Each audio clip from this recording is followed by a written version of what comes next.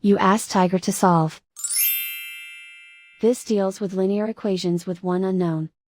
The final result is x equals 1. Let's solve it step by step. Simplify the expression. Simplify the arithmetic. Group all constants on the right side of the equation. Add 7 to both sides. Simplify the arithmetic.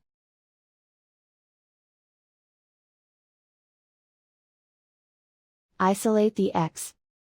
Divide both sides by 13. Simplify the fraction.